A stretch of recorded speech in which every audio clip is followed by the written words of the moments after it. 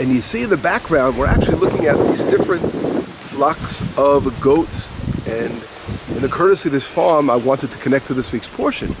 With Jacob and the whole struggle of Jacob and the house of Lavan and Lavan, as we say in Hebrew, is all centered around getting paid through the goats and the sheep. And Jacob worked so hard as a farmer for so many years, and he wants to get paid. So the Torah is very descriptive in describing the different color scheme of the goats and the sheep. It speaks about the spotted ones and the ones that had their feet. We say in Hebrew, akudim. It means that they have like spots on their feet, that they were tied up. It looks like they're actually tied up. And we can actually learn from looking at these goats here, and later I'll show you the sheep, of what exactly the Bible's talking about. Because without living on a farm and knowing about these animals, it's very difficult to picture what the Bible is referring to. That's one that would call akudim, with little spots on the legs itself. And that leg, look at those legs over there. How we're talking about so clearly. How the Torah is talking about. And here's a little interesting one with little patches coming at us as well. Right. Love this spotted one right over here. Oh, here he's running out there, and the spotted one is running at the other ones.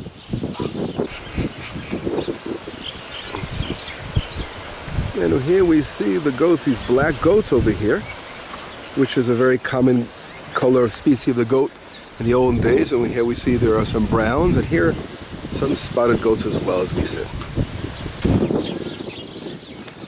Well, they're coming to say hello, these goats here.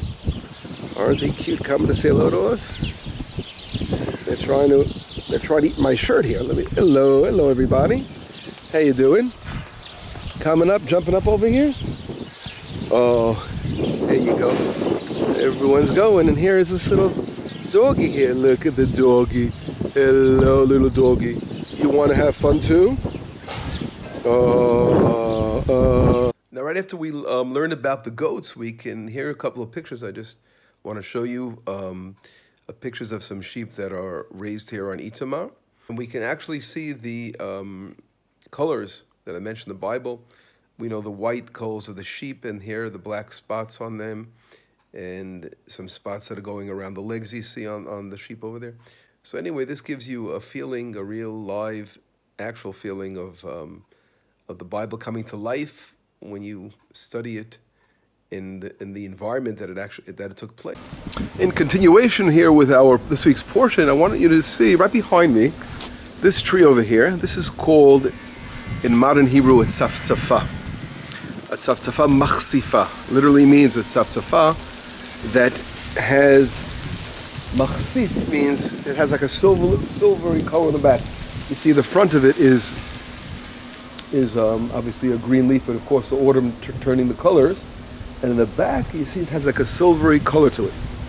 That is, in this week's portion, what is known as we know that Jacob took 3 different trees and he cut them, he sort of carved them out. And if we actually pay attention here, well, I'll just pull a little branch off over here. And if you look and I peel it over and I reveal, you see how white that is? This is the livna tree that Jacob took when he put it in front of the water holes so that the sheep will reproduce the colors that he wanted. So here we can see very clearly, if we cut it, look how white inside this tzaftzafah tree, this called in the Bible the livna.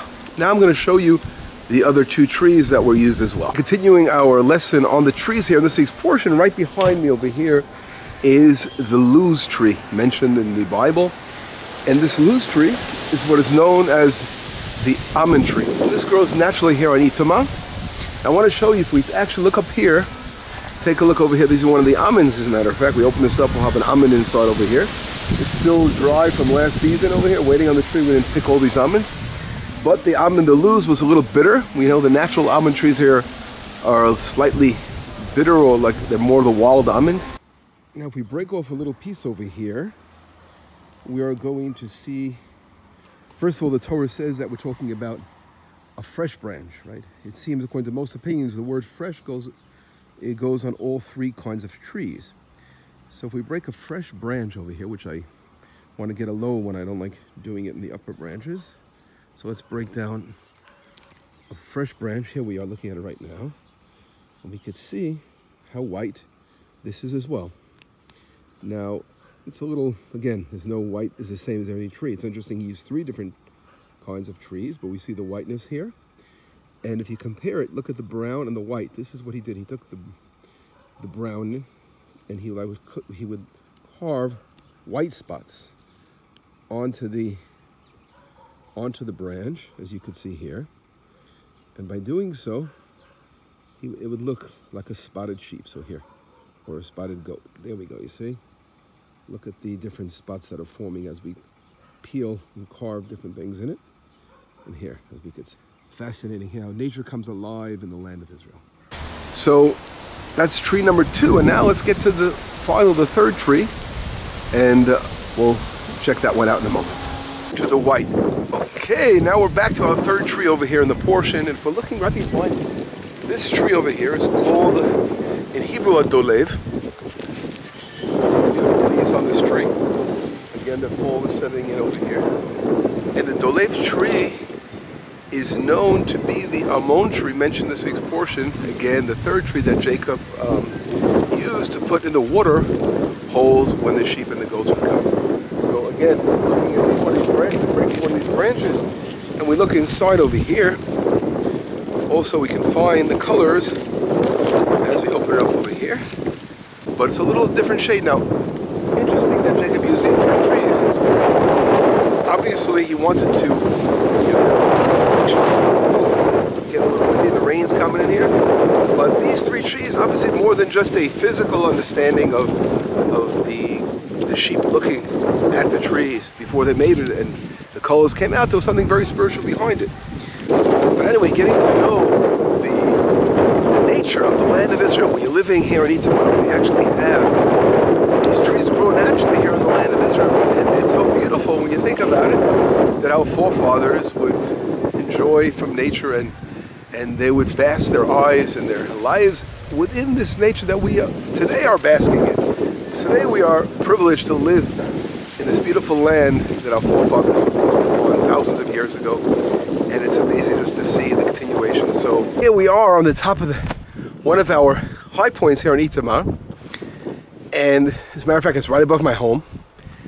And from here we can actually see right behind me, look at this ancient archaeological site going back thousands of years ago. This whole area was an ancient town, a city. And sort of Itamar is built on top of these ruins. And if you want to see in this week's portion to continue our train of thought over here, of looking at the actual, now the sun came out a little light here, looking at the different trees that Jacob had. And we saw, of course, the goats and the sheep. If you look over here, I want to show you how a water hole looked, an ancient water hole. So let's check this one out. Take a look over here. Wow, you see right over here is an ancient water well over here. This is not exactly a well when the water comes from below the ground, but it comes from above the ground. The rainwater would fill this up. And right over here, this area, this, what we call in Hebrew a shoket, this is what's mentioned in the portion, where Jacob set up the sticks. So again, when the sheep mated, that it would come out in order to fight back against the evil Lavan. So he had a whole special thing he arranged. And the sticks that I showed you before, and the 3 different kinds of sticks that he used, he put up right by the water holes. And this is exactly what a water hole looks like. We even have a mock sheep over here that coming to drink from the water hole. And here, get a little closer to it, we can see this huge water hole over here, going all the way down there. And this is where the sheep would drink from.